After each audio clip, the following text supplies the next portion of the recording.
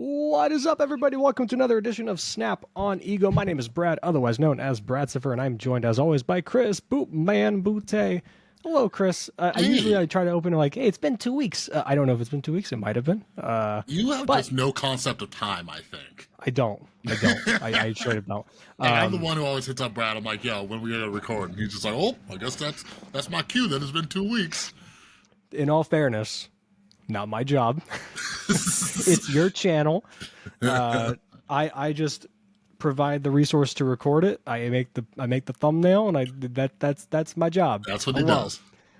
So yeah, we have a patch today, or had a patch today that was less than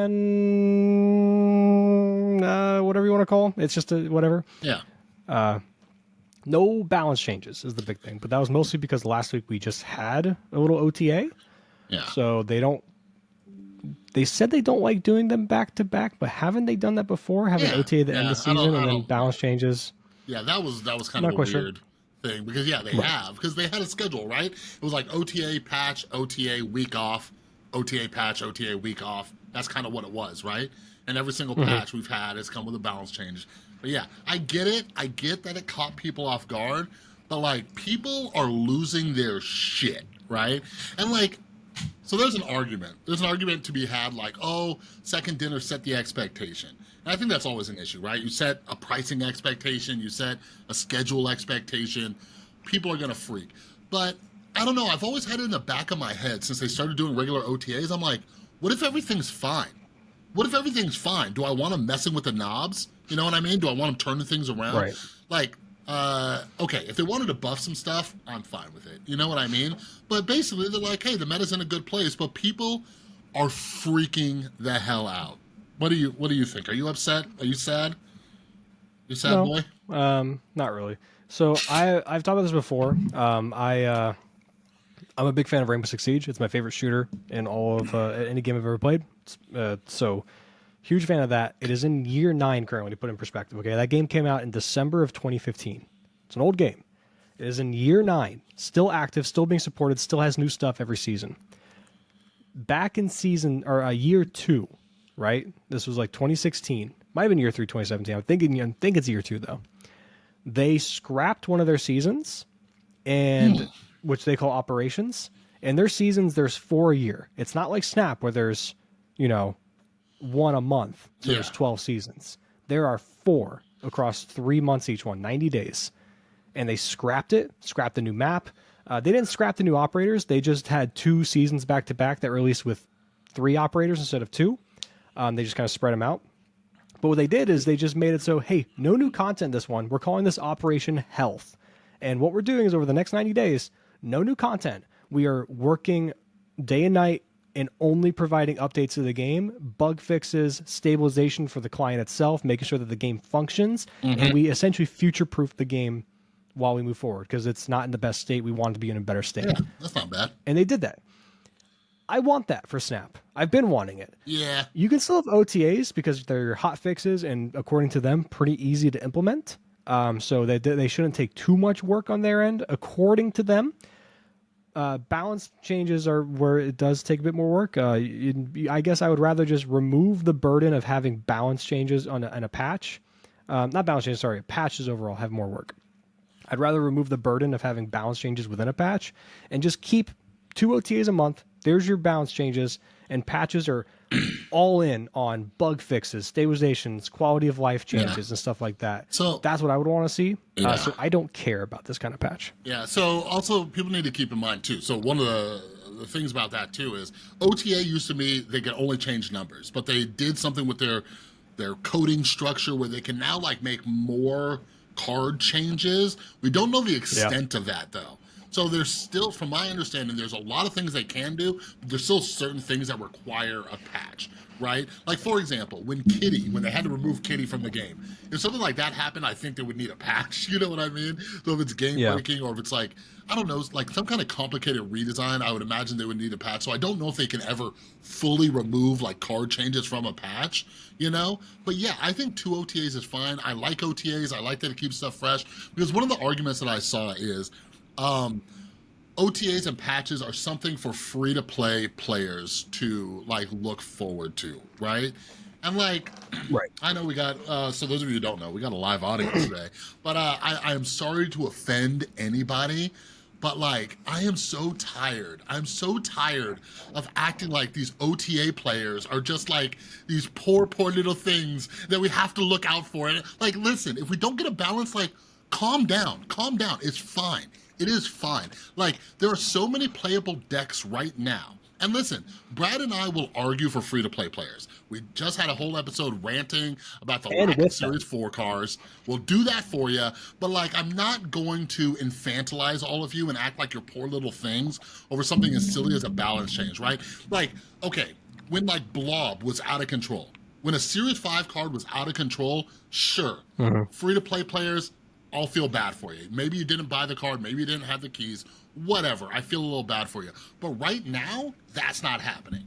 Right now, we don't have an oppressive Series 5 deck that's going around.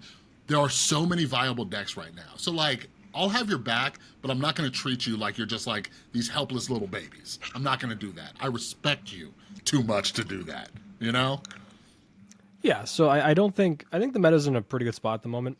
I will say I do think maybe the Annihilus package, not Annihilus himself, but that Annihilus package of Hood, Sentry, and himself could use a little bit of tuning and tweaking. It's just a lot of power at the moment, and that's where I'm kind of like, and it's one of my favorite things in the game, by the way. It's one of my favorite things in the game. I love Annihilus. I like the Sentry having use. I like playing Hood. So I like that package existing, but maybe it could be as simple as making Annihilus a 5/3, right? Something like that. And that could be enough. Because there are times where, like, you know, you're just far enough behind everywhere, and they can go Annihilus Hood on the end, and that's in itself 12 power, that which is a 6/12, right? In addition to sending over Hood and Sentry. So make Annihilus a bit worse, right? Or maybe you revert the Hood thing to him being back to a -2 instead of -3. Maybe you knock a point off the demon. It's a 1/5 instead of a 1/6. Like, there's ways they can do this. But then, like, that Hood change taken it to a -2 is purely for Annihilus, because they made him a -3 for all the people playing Balance and Hood and just other decks. Right. But, like, I'll say I think we're at a point where that's not a big deal anymore. Yeah. I don't think I care about the Hood being -3 as the downside. Yeah. I don't think it needs to be. Yeah, so like, I don't disagree with you. Like, the Annihilus package is insanely popular. I don't necessarily disagree with you, but when I do see people just like, oh, Annihilus, like, I don't know, like, it feels like we used to talk about this all the time, but like, I'm getting back into the groove, like, counter it. If you don't like it, counter it. If you see it a ton, put armor in your decks, play some Carnage, play some Beast, play some, you know, whatever. I understand, and I wouldn't mind, like, because yeah, like, turn 6, 12 power, sending that over and stuff like that, and you already have your Void out, whatever. There's a lot going on. But I do think we should be looking at counters. Like, for example, this weekend, as soon as Friday hit, because I've been playing a lot of Marvel Snap lately, like way more than I have been because the meta's so healthy, everybody was playing mill decks. It was driving me insane. It was driving me nuts. So all I did was, I'm just like, okay, I'm gonna play Destroy all weekend long. I'm gonna play Destroy. Their Zemo would pull my Carnage, destroy all their shit. You know, like, that's just what I did. Like that's the fun of the game. Like, oh no, you can't play the deck you want to play right now, counter it. But that's how the game naturally balances itself, in my opinion. If a deck gets too popular, play its natural counter, people stop playing the thing that doesn't work, and then, you know, we get a little bit more diversity. Yeah. But everybody just wants to play what they want to play. You know what I mean? I agree. I agree with what you're saying, and I will say I think Annihilus is mostly balanced for the most part. I just think that it could use a couple points knocked off the package. Yeah. Just to help in those situations, because you can just naturally fill the right lane, you know, and just they don't send anything over. So it's not the worst thing ever. But yeah, I'm cool with no balance changes right now. We'll see what they do with the next OTA. What they did do with the balance, though, or I guess the patch, they did introduce the changing they have the borders, which we'll get to that in a second. But the first thing is they have the splits change among the singular card, which I spent a good 30 minutes on stream just going through all my splits and being like, now I can see how they look in other variants. And there's some, Chris, that look fucking sick. Yeah. Like, I have a on the 3x value Darkhawk, I have a split on that where it's inked and it has purple crackle. And that on every other Darkhawk is insane. Yeah. Insane. Base Darkhawk looks insane. The pixel Darkhawk looks insane with it. It's great.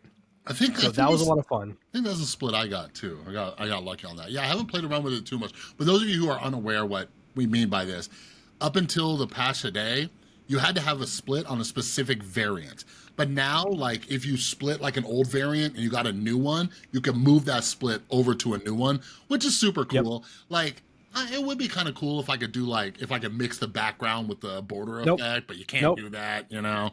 But, and I agree with Stephen, one of the guys from Second Dinner, who's been asked about this. The reason they won't let you ever do that is because it takes away the special feeling of splits. Of getting like the 2-in-1?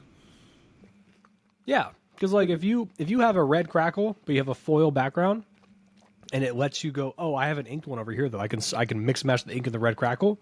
Then that's fucking stupid. Like, if everyone has cool special splits, then none of them are cool or special anymore. Yeah, that makes sense. You need that. It's like Magic the Gathering. Genuinely, seriously, it's like Magic. Magic has gotten to this really bad point where they used to have, for the longest time, they have like special variations of cards and like different borders or like, you know, full arts and things like that, or like they had masterpieces with the invocations from Amonkhet or the ones from Battle for Zendikar and stuff. Those were all really cool, and they cost a lot more, and there were cool variations of the art. Now, though, in the last 5 years or so, every set that comes out, there's like 4 different alternate arts for each card. Oh, jeez. So when there's an oversaturated market of different looking cards, then you're no longer interested in those different arts. Like they become noise as opposed to something interesting or special. So I like the fact that splits are unique on their own right. Okay, I'll take that. One thing I don't like, Chris, is the borders. At all. Is the borders? I fucking hate the borders. Yeah. I am not. I'm not a fan. I'm not a fan at all. And it's very simple. It's very simple why I hate the borders. It's very simple. They look cool. And I showed them on stream. I was like, let's see how they look with different things. Have you messed with it in game a lot? Like looking at different like splits and stuff with them? I haven't touched them. I think I ran one of my things through it. I was This picture does not do it justice. I think the previews look really bad. But when you look at them on the cards, a lot of them look really cool. And I would love to have some of these. The problem, Chris, is I don't have a problem with how they look. I even don't have a problem with the price of them. Okay? And what's your problem? I don't. It's the fact that they are unique when you purchase them for each individual card you get them for. I cannot just buy the gold metallic one here for 900 gold, a little over $10 by the way, and have it now unlocked for all my cards. It is only for, let's say I did it for my Professor X that's gold back, and it has gold crackle. So I want to have gold metallic, gold back, gold crackle, looks sick. $12, cool, got it. Now, if I want another gold back I have to go with the Professor X in my deck, because I have like an entire 12 of gold back stuff, and I want all gold metallic, I have to buy it again for each other card. Yeah. That is bullshit. That is fucking stupid. Chris, this whole thing, all 9 of these is 6,000 gold. You're telling me for 6,000 gold, I can't have these across the entire game? $85? $85. Yeah, fuck you, Second Dinner. Wholeheartedly, fuck you. This is bullshit. I think it's a happy thing you've ever done. I personally think it's a little ridiculous to think for 900 gold, one of those borders should go on hundreds of cards. I think that's a little crazy. You spent $12 of in-game currency to bling out a single card and you can't even use it anywhere else. That's fucking stupid. I think there's a medium though. Okay, I think if they came out and they said like, okay, $40 you can use this gold metallic on any card you want, right? $40 or $50. I think that would be fair. Some kind of bundle deal. Yeah, I'm sorry, man. 40? Like 40? Yeah, man. Like one of these, just one of these. But you're talking about like $85 to get every single border on every single card? Like, I don't know. That seems a little Why not? Why not? Genuinely. Chris, okay, let's put it in perspective. Put it in perspective. I don't give a fuck if they're trying to make money. They make enough. They made $88 million last year. Go fuck yourself. I don't give a shit. This is stupid. You're telling me that I can drop $85 for different color borders that can go on every card, and you're saying that's too generous when I can also spend $85 and get 2 fucking copies of Helldivers 2 for myself and my friend?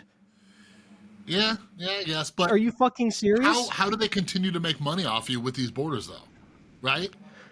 They already have the rotating money machine in variants coming out every single time. Yeah. Albums coming out to get money from you getting more variants. They have it in every other aspect. They have it in emotes now that cost 2,200 gold for a fucking emote. They have it in avatars, which people I have actually seen buy avatars, which I thought would never be the fucking case, but people are. That's insane. And they have bundles that are cash bundles, and the gold bundles are less and less common as the game goes on. So get the fuck out of here if you think that that's too generous to give you some motherfucking different borders. And yes, I will give them credit.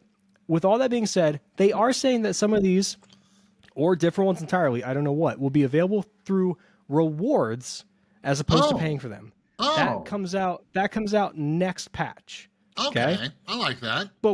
But I will withhold judgment a little bit until I see what the fuck that entails. Because if it's some bullshit where it's like a free reward, but it's kind of like the vibranium rewards where you have to spend money to get it. Oh, yeah. I'm going to be a little pissed. If it's a conquest thing, sure. Stuff in the conquest, that's fine. But I still wholeheartedly believe, even with that being the case next month or next patch, whatever it is, this should not be $12, $13 for every single individual card for most of these. That's so stupid. 500 gold, that's more around like the $6, $7 range, isn't it? Yeah. Like I will say, I saw a few people today get green neon for like their entire decks.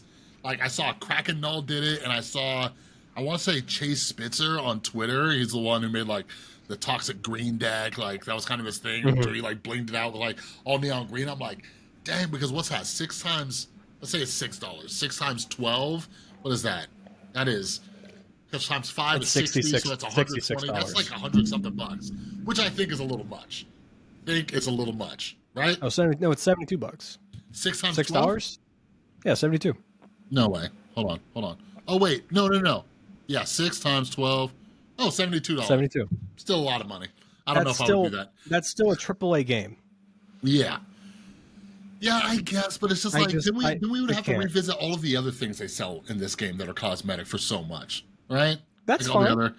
And I still, I'm against most of that too. But this is like just constantly adding and adding and adding. It's like, and then on top of that, they're like, well, we want people to have unique collections, so we're gonna, monetize a way to, make sure your collections are super generous. And the spotlights are way too generous as it is right now. And we're also probably not gonna be doing Series 4 releases anymore, because they go on to say that because the spotlights effectively make all of the rarity of Series 5 the same, then they don't want to release things straight to Series 4 anymore. And I'm like, then you're just invalidating fucking tokens. It's the other currency you have. It's not just spotlights. Chris, I loved when once a month a Series 4 card came out. Cool, 3,000 tokens. Not going to use a spotlight cash. That's fucking sick. Yeah. Save my keys. And then the next one, I have keys for the ones. And like, it's just mind-boggling to me. I said it before, and the last thing I'll say about this is very simple. You cannot have your motherfucking cake and eat it too, because that's what they do. They have crazy monetization as far as the actual card acquisition system that takes place within the game through spotlight keys, because essentially you can pay money to get more keys. That's just how it works. And especially with them selling keys in bundles, by the way, for $100 you get 2 keys. On top of that, same thing with tokens.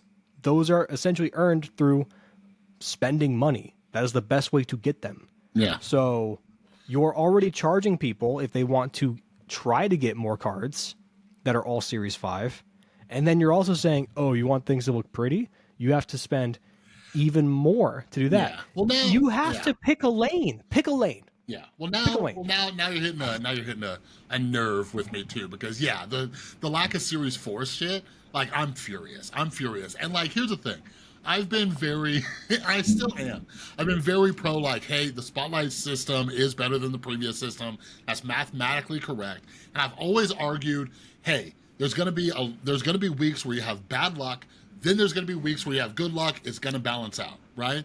And dude, fucking all month long, except for 1 week, I have spent 4 keys every single week on the new card, except for one where I spent 3 keys, and the other one I bought US agent with tokens because I wasn't gonna get him originally until the bug. So like I have been absolutely fucked, right? And like I've seen your tweets. It's pretty funny. yeah, like I'm so furious with that because now you're pissing me off because I'm thinking about it. I'm like You're you welcome. motherfuckers. I've spent hundreds. No, I've probably spent thousands on this game, and now I'm like, and I You can't. absolutely have. You've spent thousands. Yeah, I looked when I was doing my taxes last year. I looked at how much I spent on the game, and I think it was $4,000 last year. Oh yeah, I got to be closer more than that. Yeah, so like I'm a little furious about that because a Series 4, okay, cool, you free to player babies, whatever. But for me and Brad and others spending fucking thousands, like a $3,000 week or a 3,000 token week is just a little bit of a thank you. It's thank you for spending so much fucking money on this game. Maybe you could save a key this week, save a little token to just buy this card, and now they're like doing away with it. So I got to keep fucking around with these keys every week, you know? Now, I did have, like, prior to this bad month, I had a whole month where I was opening everything in 1 to 2 keys. So I'm right about, I have 14 keys right now. Usually I'm at about 20 to 22, right? So it's kind of balancing out based on the good weeks I had. But like I mentioned in, like, I think the last episode, I have a threshold. I have a certain amount of tokens I want, a certain amount of keys I want, and I'm about to reach a point because we've been saying for a while now, if you're a whale, you reach a point where you're not really spending on the game. My bad beats are pushing me to a point where I'm going to have to spend a lot on the game again, and I don't like that. I don't like that, and I don't like they're pushing me to do that. So, okay, so yeah, maybe I am pissed off. Make these fucking borders cheaper, even though I don't think I'm going to buy any. I don't like them. I don't like them, Brad, but anyways. I mean, yeah, and that's fine. That's the great thing is they don't affect the gameplay, but there's a little bit of like excessiveness to it. And this is a problem with gaming in general. Like you look at let's say look at Call of Duty for example. Years ago, look at like Black Ops 2, Black Ops 3. You could buy individual skins, not including a bundle by the way, just the skins, and it's like, all right, give us $3. Yeah. And you get this cool weapon skin. Yeah. And now it's like you have to get the bundle that's $25 in a game that you've already dropped $70 on to get skins and stuff. And look, if I play a lot of a game, I'll drop money here and there as far as like, cosmetics go. Smite, I've put in like thousands of hours. I have, probably a couple $100 spent in that game. Call of Duty, I've put hundreds of hours, probably thousands of hours across the last like 5 years. I have a couple $100 spent in that game. In addition to the price of the game. Rainbow Six Siege, same thing, right? But that's fine because it's already a AAA game for the most part, and it's like, I don't know, I feel like I'm getting something substantial from it, but even a lot of those are just kind of outrageous. I just think it's way worse for Snap, and I agree with Drew Berry, who has said this before. He's like, yes, the game is a mobile game, but he said he was hoping and kind of expected Second Dinner and Marvel Snap to be better than other mobile games and kind of pave the way for a new way to make mobile games work. Because they're kind of just going down the, and I know I know for a fact Drew Berry hates this. I haven't seen him say anything about it, haven't looked at his Twitter, haven't talked to him. I don't need to. I know he doesn't like this. Yeah, I get it because the mobile games, like they're notorious for just charging a lot more. But like speaking of skins real quick, like my son doesn't even know like the days where you could buy skins for like $3 to $5. Like I used to play Dota. I had thousands of hours into Dota, and like I remember getting skins for like $3 or $4, and you can get a bundle for like $10, And the cool thing about the Steam Marketplace with Dota is you could sell your skins. I've made hundreds off of just rare skins I got from early days. But anyways, yeah, with the mobile gaming, like the psychology behind all this stuff and just basically how easy it is for us to buy stuff on our phone, especially with your cards attached and everything like that. Right. It's like less of a thought process, right? Like here's a little fun budgeting hack. Like if you want to save money, carry cash because there's more of a thought process and you feel the weight of your wallet or purse change, whatever. But yeah, there's much more. They raise the prices because they can in these mobile games, but like I don't know. Like my whole thing about capitalism as a whole is, like, speak with your wallets. If you don't want these, get them. But like, fuck, dude. That's why it's so hard to push against capitalism, because I saw multiple people buying entire sets of these borders. But then you got to think about, if they lower the price, if they make a bundle, if they do whatever for these borders, think about all the people who dropped $70-something today, right? Think about the fucking bitching they're going to do. You know, I know. because it set the expectation. That's why they won't. Yeah. That's why they won't. So they might have gotten themselves in a mess. I guess I'm just glad that I don't fucking want any of these. That's all I'm happy about. Lastly, though, before we move on to the next one, talking about today's patch, Valentina. I haven't played with her yet. You did. How you like her? She's good. You better love her, because I spent 4 fucking keys on her. Is she good? She's good. Like, again, like, she's gonna be great in Loki. We played a really bad, like, I wouldn't say really bad, because it's just all random, but it's just it's a shield deck. It's one I've done before, where it's just like Agent, Coulson, Valentina now, Maria Hill, Nick Fury, and then you have the Lady Sif Ghost Rider Helicarrier package with what's his name, Collector. Yeah, and like, it's fun. It's not a meta deck at all. If you wanted to do well, you could make some cuts here. You probably remove the Helicarrier thing entirely. If I'm being honest, it's just cute. It's just because I think it's funny, because both Ghost Rider, I usually do the variant of what's the name of the one that appeared in Shield, Agent of Shield. I forgot his name. Robbie That variant Reyes? of Ghost Rider. Robbie Yes, Reyes? I do the Robbie Reyes variant, because that's the one that was in Shield, Yeah. and then Lady Sif was in Agents of Shield as well. So I'm like, these are all cool, and like, they're all part of it. So I think it's fun. But realistically, if you want to win with Valentina, you put her in Loki. She's fantastic there. You either get, I got Eliath 3 times today, by the way, on stream, which was sick. A 4/6 Eliath is pretty good. So playing that's good. But at the end of the day, if you get a bad card with her, or one that you don't think is valuable to you in Loki, it's just Loki fodder, baby. That's it. That's very simple. It's just a new thing for Loki to eat and turn into something better, presumably. So I think it's really hardly any downside to her in Loki, especially if you get something really good like a Magneto or like Gigant or whatever, and you have Quinjet on one, gives you a 3/9, right? To just throw into the left lane. Yeah. Or no, 3/11 in Gigantus case. And then like a 3/9 Magneto, like, that's really good. So I think she's really good. I don't think she's going to wow anyone and blow anyone away, because she's really just kind of goes in one deck for the most part. Mm-hmm. Unless someone figures out a way to make generic shield stuff without Loki be good. But yeah, that, if you don't like Loki, don't get her. If you like Loki, get her. It's that simple. Yeah. Yeah. She's definitely one of the cards I think is like a utility card that should have been Series 4, but whatever. I'm going to play around with her tonight. See what's going on. But yeah, let's talk about the new cards. We're in the last week of the season now, so do you want let me ask you. What? I don't have a tab full for this. Do you want to go over this, or to save this for last, or do you want to do this now and save the next topic for last? The variant thing. We can talk about variants. Because I've had a gripe with the variant situation. We can save the best for last, the new cards. So anyways, the variants. Sure. Brad and I have been talking about this. I tweeted about this. Basically, I'm a little upset that a lot of the new Marvel Snap cards don't have any good variants. And Brad mentioned an older card, but for me personally, I have not wanted any of the variants for the new cards, especially this month. So last month when it was, who was it? Was it Pandart or Ink Pulp? Somebody. I don't know. It was somebody. They had the goofy variants. The goofy ones, I love it. That's my shit. I love goofy, non-realistic, cartoony. That's why I love me some Max Grech, some Scotty Young, and like this month, like, no disrespect to the artists, no disrespect to the people who love this month's Spotlight variants.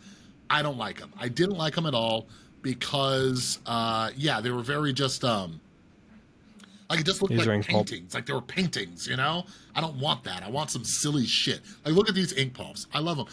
That Green Goblin right there, getting that day one. I don't give a shit if it's 1,200 gold. I'm getting it.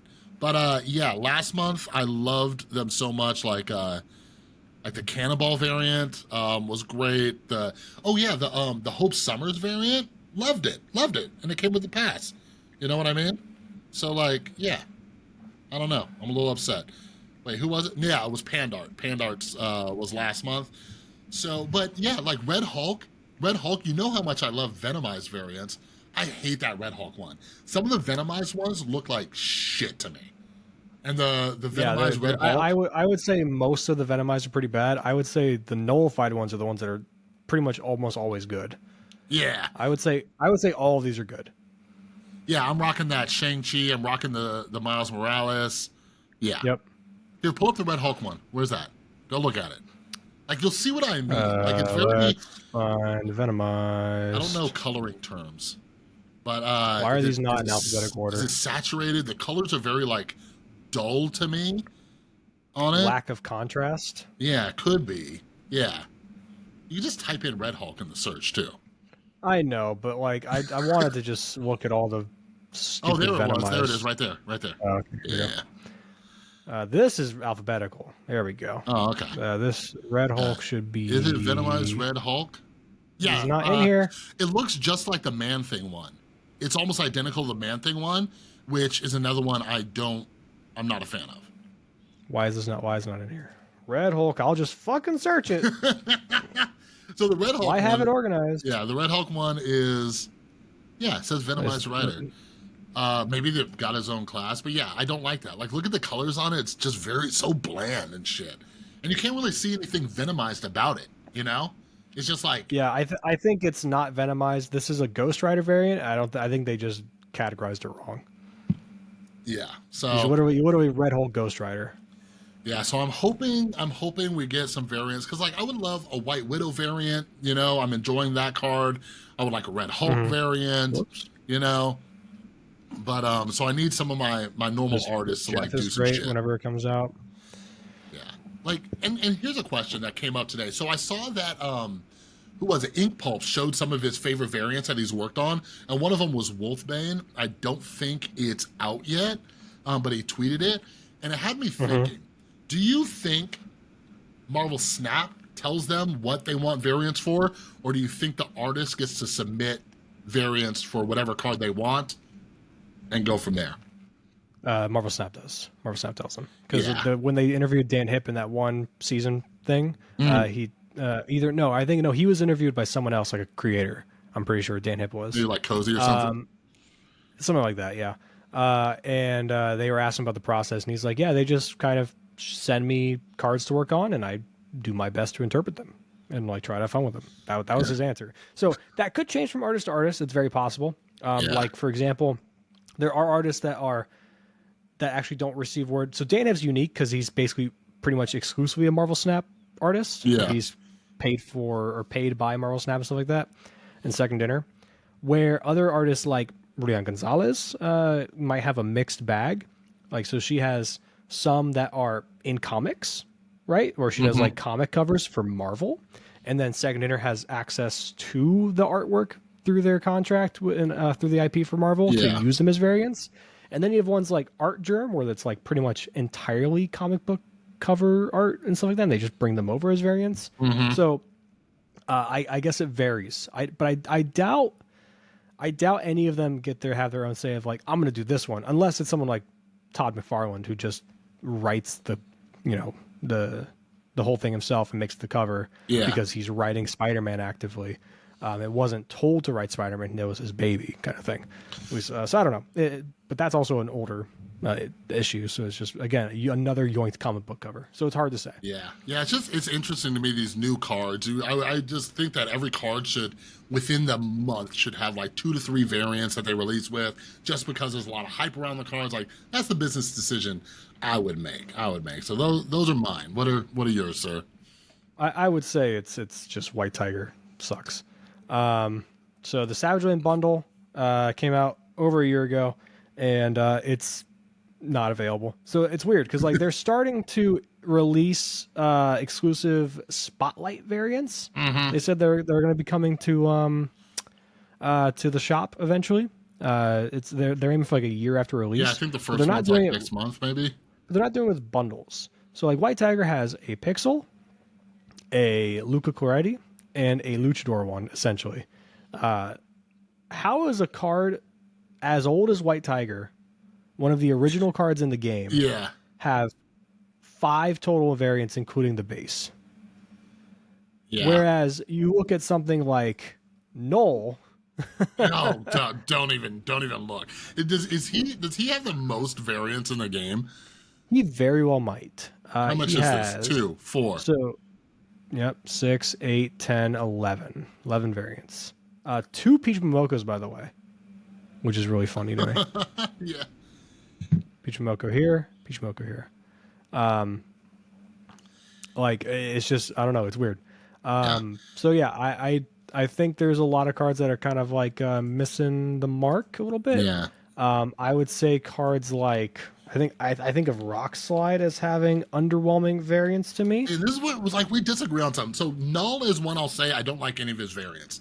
None of them. I use the Dan Hip just because I like it the most, because I like some of the cartooniness. This looks great. Yeah, so for Rock Slide, I enjoy the Chibi. That's the one I use. But I can understand why other people feel like Rock Slide doesn't have very good variants. Because I know that there's, like, me and Binks were Chibi fans. You know what I mean? So, like, Chibi, baby, if it has one of those, I think every card should have one of those, you know? I love this one. This is one of my favorite variants in the game, is the Rock, Paper, Scissors one. Because it's funny. It's Christmas. He's opening a gift, and he's like, what the fuck, dude? You give me paper and scissors? I think it's funny. It's cute. And I like being able to run that with the Christmas Korg. So I give my opponents coal instead of rocks. I think it's fun. It's cute. They should have done a patch where they gave that Christmas Rock Slide the same coal. I don't know why they didn't. They did. Like, they did. He has coal? Yeah, for like months now. They fixed that like... Shut your fucking mouth. If I look in the game right now and type in Rock Slide, his token will be coal. Should be. All right, let me see. Let me see if Brad is lying to me. Would he just lie to me about this? Oh, shit. Brad is a truth teller, ladies and gentlemen. Look at that. Oh, shit. But anyways, I only use those around the holidays. I don't like using them any other time. Oh, okay. Well, whatever. But yeah, so like, I don't know. Is there any variant that comes to mind, or I guess card that comes to mind for you, or you're just like, where the fuck are the variants for this? No, like I said, it's like the new cards. Like, right? Like, look up White Widow. There's like nothing, right? Look at White Widow. Look at Baron Zemo. It's just the spotlight, right? Yeah. No, they was have the newest one. They had one other variant for her that hit the shop. No, they have 2. They have 2. So I like people would like these. Like, you got the, what is that? Is there an Art Germ? Yeah, there's an Art Germ. People love Art Germ. I want something cartoony. Baron Zemo, great chibi. Great chibi. Think about that big old purple head with the mask. You know, that'd be fantastic. This one's cool. Oh, this one's fucking sick. See, that one's all right, but it's a lot of realism. You know what I mean? I like realism. I know. See, it's just different strokes for different folks, baby. I get how subjective art is, but yeah. I like the season pass one the most. Honestly, that's what I've been using. I like it the most, but that's setting a low bar for me personally. You know? Well, yeah, I get it. I don't know. Again, art is subjective. That's the beauty of it. But I will say there are plenty of cards that just like, look, I can see your new cards and I can understand them. But like when I look at White Tiger and I don't understand. But how much are you playing White Tiger? Because that was one of the things I said. I actually like that Luca Coretti, but I can't justify 1,200 token or 1,200 gold on a card I don't play. Like that one I would take. You know what I mean? Right. But like sometimes just having more variants for cards lets you have a reason to play them. Right? Sometimes you would just like, oh, I like this variant, I'm going to play it. Yeah, I don't fully understand the process too of how artists get in. I know there was one. She made like one of the Loki variants, but anyways, she like hit up Marvel Snap and she was like, hey, and they're like, okay, cool, make some variants, right? But like, fun little fact, I got into like trying to learn how to draw and shit. I got a little iPad. I've been like checking out tutorials. Anyways, I've been following a lot of artists. I retweet a lot of them. There's so many people making sick comic book art. Such sick comic book art. You know what? That's what it is. A lot of them aren't commissioned by Marvel, so Marvel Snap is saving money, probably, by not getting art from those people. So that answers my question. That answers it. You know, there's a lot of great artists out there drawing comic book art, and never mind. Answer my question. Moving on. All right, let's go over to But the they're patch making or whatever. fucking millions, Brad. Throw some money at some new artists. I know it's fucking crazy.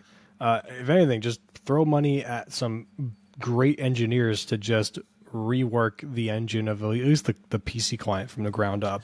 Yeah, I think the mobile client runs really well for the most part. I know there's a little bit of stability issues from the latest patch that people had to download the assets or whatever, but once you download the asset, it's mostly fine.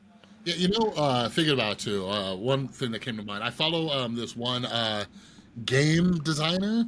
I think he worked on, what did he work on? It was either Suicide Squad or Spider-Man, something like that. But anyways, there's a game, I forgot what game it is, but on Steam, and artists, game designers, can actually like sell skins. They can sell their skins through the game's platform and make some money. And he's made like over 10 grand or over tens of thousands of dollars in the last few years just submitting a few skins to that.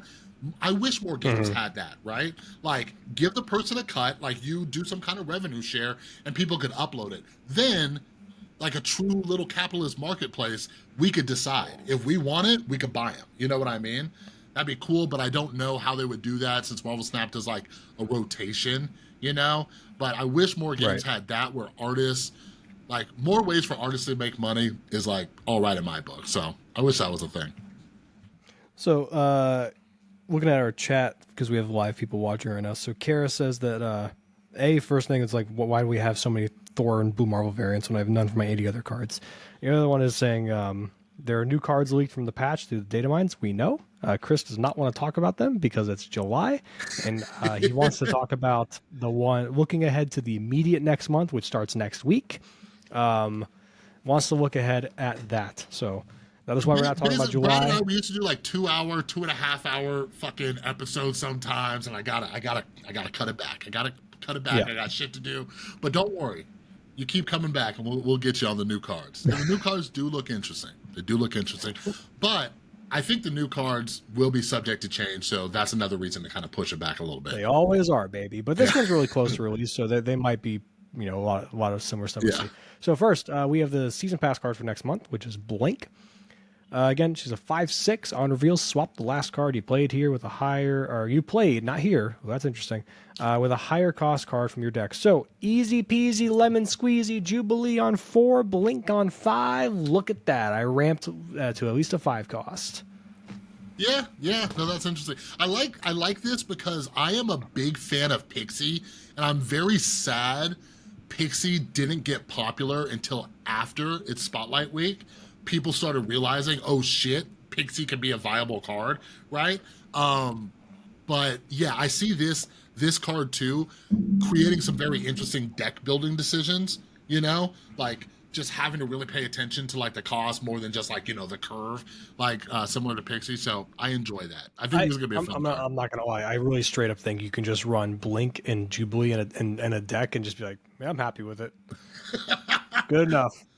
Good enough, baby. What are the higher cost cards you're going to put? What are the 5s and 6s?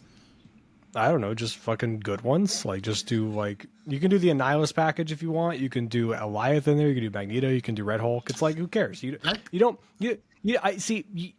don't think about cards like this of, like, going all in. I'm just like, just play good cards alongside it and identify a thing that for a fact works, which is just Jubilee into this, and then go from there.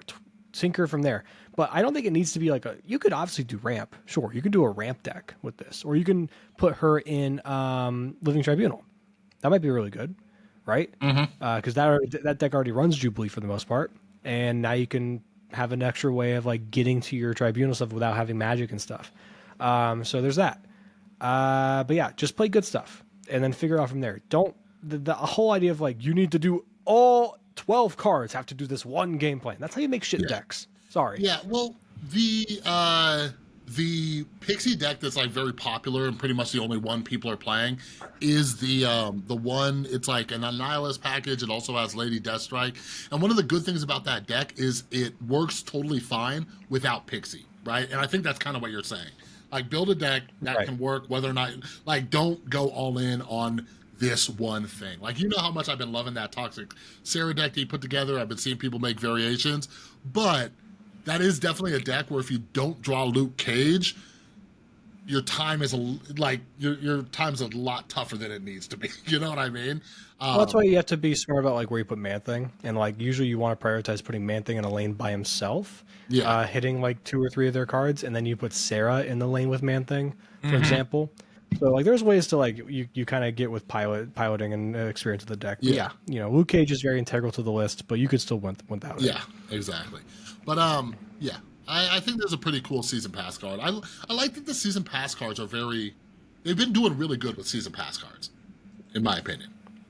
Right? Yeah, pretty good. This is, not super busted, because we had a few that had to get reworked immediately. So this will be cool. This was a 5/7 earlier, so let's check out the variants for these cards too. So Blink, I might off rip has the same amount of variants as White Tiger. Off the rip. Off rip. Well, hold on. They don't all have release dates. Look at that. Okay, but here's the thing. They have the same number of variants data mined, as in they've already been made. Okay. Did you see on that list of the White Tiger any data mined ones that aren't released yet? No, motherfucker. This is insane. This is ridiculous. See, I might wait on that for that Flaviano. But you know what? I hope they make like 10 variants for White Tiger just to see how much you actually play. Just to see. I'm just using it as I know there are other cards like her. I'm just saying like it's an old card. Yeah. Give her variants. What are we doing? Yeah. Also, you know, Chris, every time you fire up an Infinity Conquest and you're trying to go through it, you're like you win a couple in a row, you're feeling good.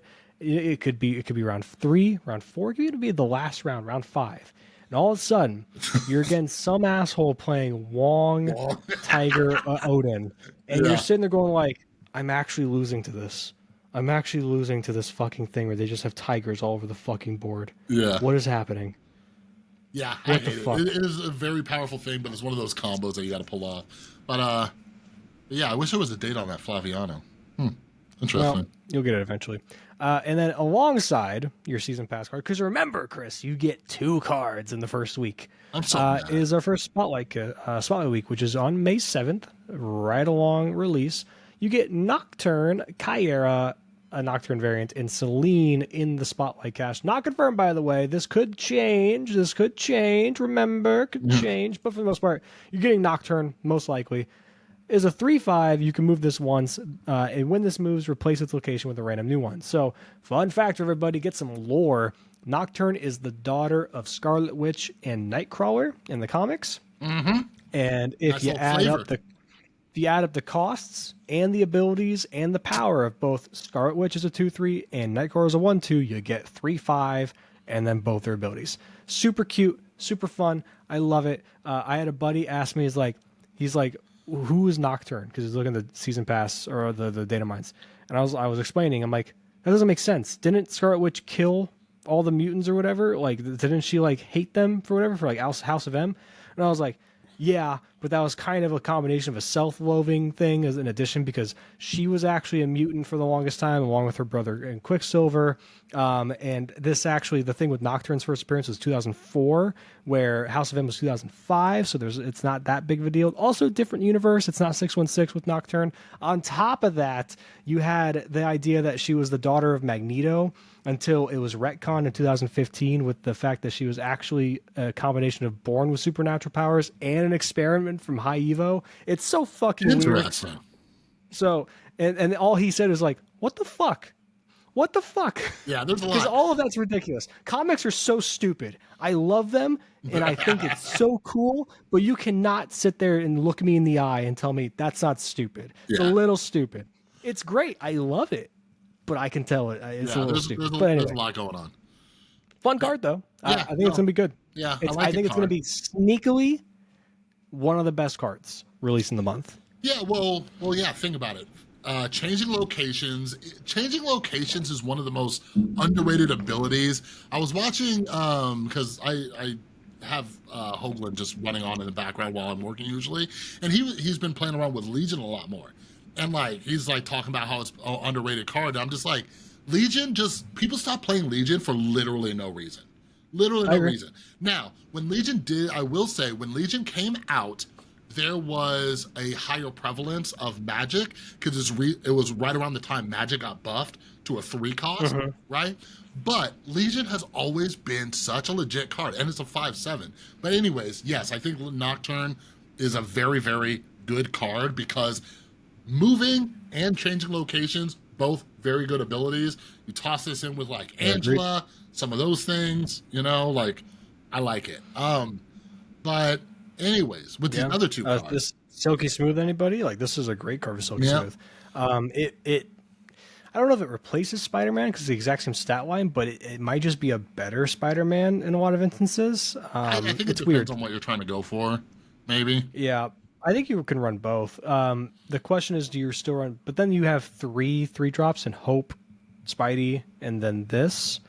So I don't know, but I think it's just gonna be really good. It's a really good card. You know what would be interesting though? Ooh, imagine this. Hope, Spidey, Nocturne, and Sarah. Even though Sarah doesn't help you out with your Hope situation, that could be fun, just running like some 3 drops all in the last turn, just moving shit, you know what I mean? Surfer move, baby. Yeah, that could be interesting. But what are your thoughts on the other 2 cards, Kyera and Celine?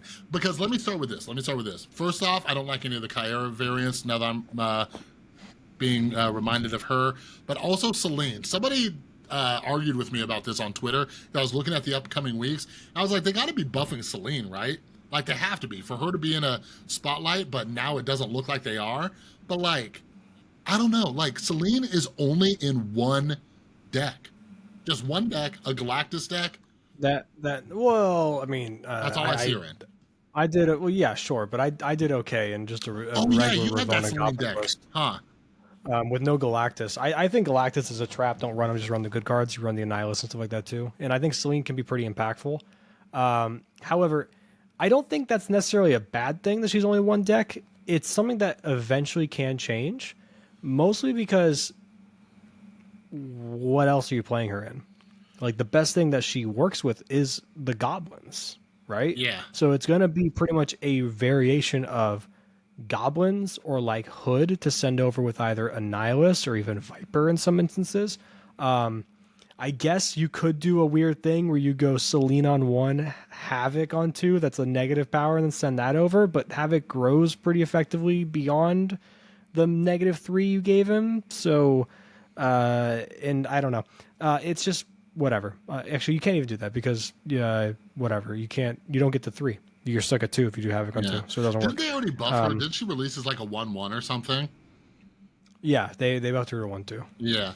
But yeah, if you don't have Celine or Kyera, I don't know if you should open. Kyera was one of those cards where everybody thought she was going to get played. A lot of people tried to play her with like Thanos and stuff, but she quickly got rotated out of that. You know what I mean? It's because of one card, Hope Summers. Hope Summers replaced Kyera in every list. Yeah, that's right. Yeah. High Evo used to run Kyera because it protected your ones. You didn't have to run armor anymore, and it protected your big Hulk and your She-Hulk and your Infinite. Kyera was great in High Evo. Kyera was great in Thanos. Same idea. You ramped into a lot of 6 drops, played a lot of stones, protected all of those. But then Hope Summers came out, and it's like, oh, instead of playing defensively with Kyera and protecting all my stuff, I just ramp more aggressively and play more of my stuff. That it makes Shang-Chi or Killmonger less impactful because I have so much on the board because I'm getting the extra energy. So that's the thing with Kyera. Kyera's still good. You can still play her in like Zoo and stuff like that. You can still play her in High Evo. You don't need to play Hope, but this is a week I think a lot of people will pass on though. Yeah. So yeah, this next one, looking at it, Sage. So Sage on reveal +2 power for each different power among all other cards here. And like, this is just, I think this is a week that I pass on. I think this is when I get to rebuild my spotlights, maybe get some tokens, you know what I mean? By saving on this week, I'm not a fan of this card. Like, what is the highest power she can get? So if you have a full lane with a different cost for each one, so that's 1, 2, 3, 4. Does she count herself? Yeah, for each different power among cards here. So if you have a full lane and you hit 8, that's 16. She's a 316. 316. right? And The like, think highest she about can reach. that ever But happening. that's without having her be wonged, grandmastered, beast to pick her up, and then do it again. So she can go beyond that. But I also Arnim Zola is kind of cute with her as well, especially because she works with Ravona, and Arnim Zola gets cheaper as well. It's interesting. She might be decent in negative. She might. I don't know. Now that she was a 4-1 before. Now that she's a 3-0, it makes her a lot more intriguing in negative because I think it makes her a bit better than Wolfsbane now. For the most part, I do acknowledge though. Yes, on the surface, seems weak. On average, you're probably going to have her be a what? A 3-6, which is just above rate. And do you really want to go out of your way to get a card that's just slightly above rate? I don't Yeah. know. Like, But yeah. I will say, I fully expect and will not be surprised if she shocks everyone and ends up being on average a 310 or something more often than not. I think this card has potential. It's definitely one where I could be proven wrong. I wouldn't say necessarily I was proven wrong by US agent. He got a buff. All right. But I think this card has potential. It just seems like a difficult one to activate, but like, yes, thinking about Ravona, maybe Grandmaster, like if you put both of those in a negative deck, right, you have like Sage and Grandmaster in a negative and just have like a little extra power. But yeah, you mentioning like things like Arnim Zola or Grandmaster or Beast, possibly, like I would not be surprised if I eventually got this card if I see people doing something cool with her that I think could work. Well, here's a question to ask. Okay, let's think of Surfer because she's a 3 now. Okay, she was a 4 before. Now Surfer opens up for her. Is she on average better than Shaw? Because Shaw, let's say you do the Wong thing and Shaw is naked, you don't hit him with stuff in hands, he's just a 3-4. Okay, couple hits with Surfer, it goes to a 310 and 314, right? Yeah, That's how how it much did works. he get? Plus There's a three or plus no, no, four? sorry, no, plus two. So plus two plus two. So 3-8 and then 312. So 2 hits from Surfer on Shaw makes him a 312. If you do Sage in the Wong lane, because again we're presuming we do the Wong Surfer thing. Sage in the Wong lane has her probably on average goes to a 3-8 and then double hits. So I think on average she's about the same in your high roll as Shaw. The only thing is Shaw has the ability to get hit from Nova as well as Nakia and Okoye. So that's where Shaw probably pulls ahead. He has a bit more flexibility with those cards. She can get benefited from those as well, but he gets a much higher spike. Yeah, So I don't know. In Surfer, she's interesting. She's an interesting go tall option now because she yeah. was a 4-1. My thing is, like, Surfer is nowhere on my radar. It is, like, for my opponents. Like, when I'm playing them, I have to keep that in mind. But I hate playing Surfer decks. To me, they've been born since the Surfer season. You know what I mean? So, yeah, possibly. But for me, that's not a selling point. For others, maybe. For you, people listening who Well, enjoy I'm Surfer, looking at where awesome. she like her power level and stuff. So I see Surfer as a viable option Yeah. and Negative as a viable option, and maybe just Wong good stuff. Well, someone said in chat maybe she has Miss Marvel synergy, different cost cards, but remember she's different power among cards.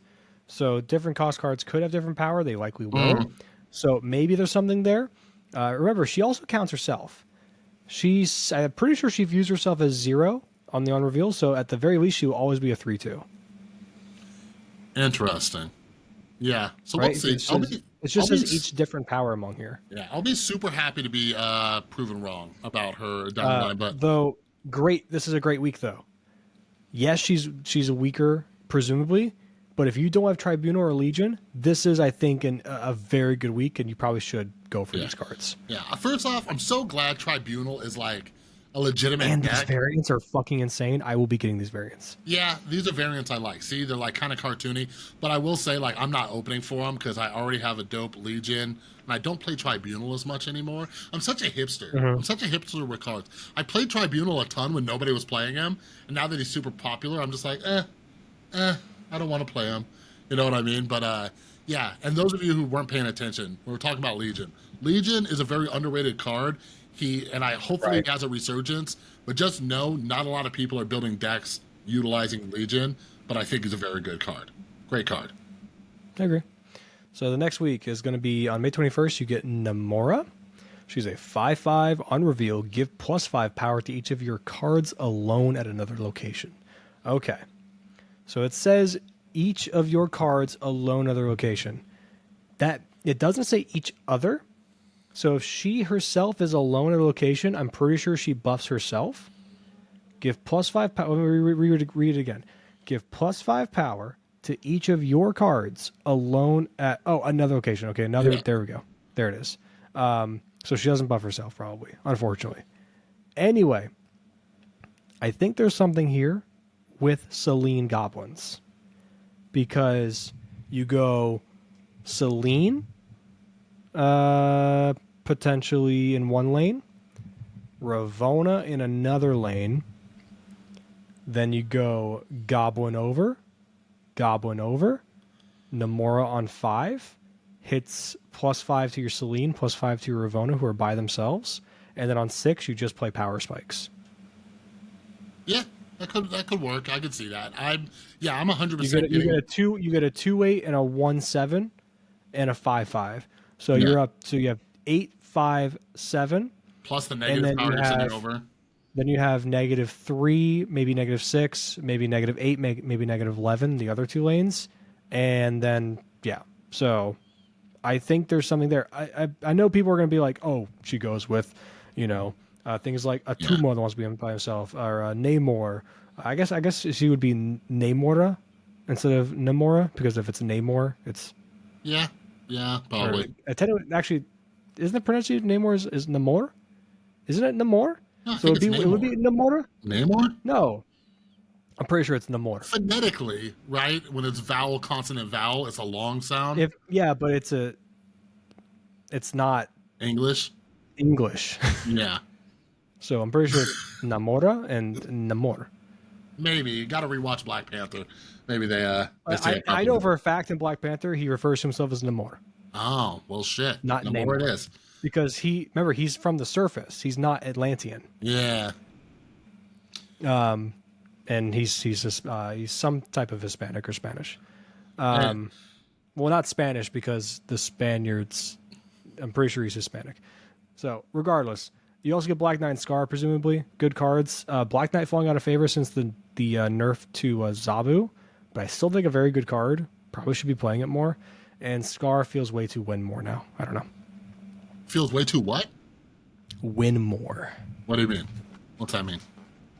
It's just like you're already so far ahead if you have enough things that are 10 or more power.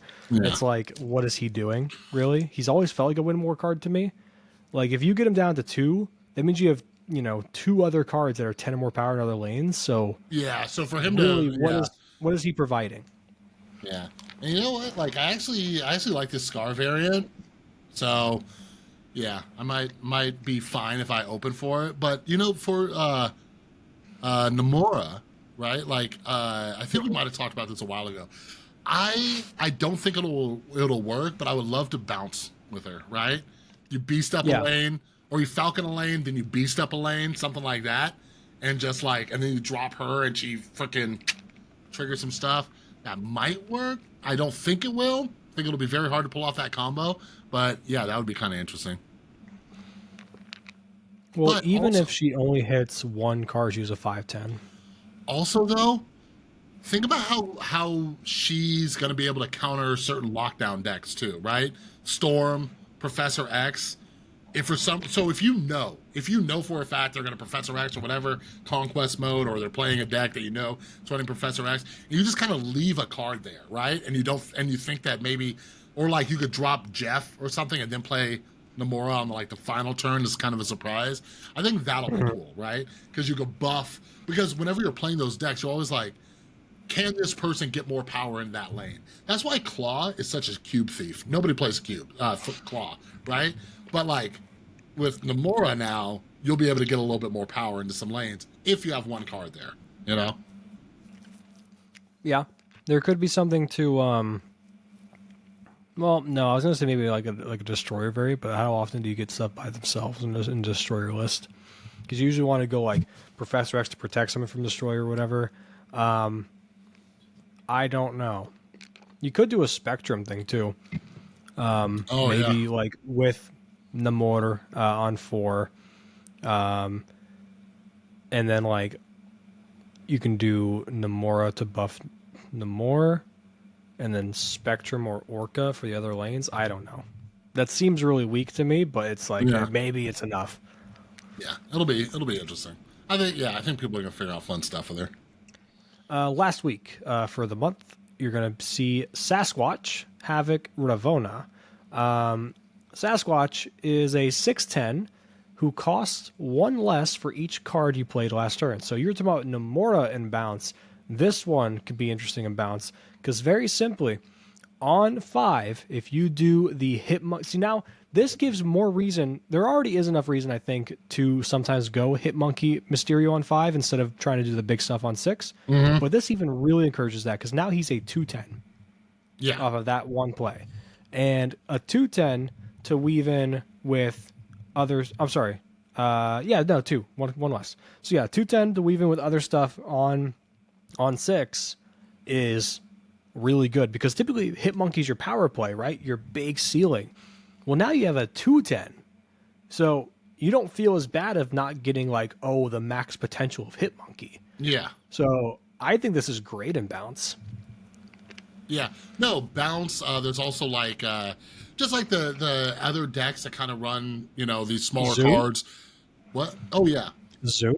yeah. But like just think about like just other decks that run like also Bloodstone and stuff like that. Where you're playing things like Kitty and just other things like that. Like there is like the guards deck with like all the like Thor and stuff, but you can't do the Jane thing. You know what I mean? Unless Yeah. unless you did some silly shit like dropped magic or something like that. But that'd be cool, Either right? Drop all magic these or zeros. wave. Huh? Magic or wave. Yeah, something One of like those. that. But like, I don't know. I'm gonna get this card just because I love bounce, and like that's where he's naturally gonna go, and it'll be hard for them to like expect, like did this person actually get Sasquatch? And you're like, oh yeah, I got Sasquatch.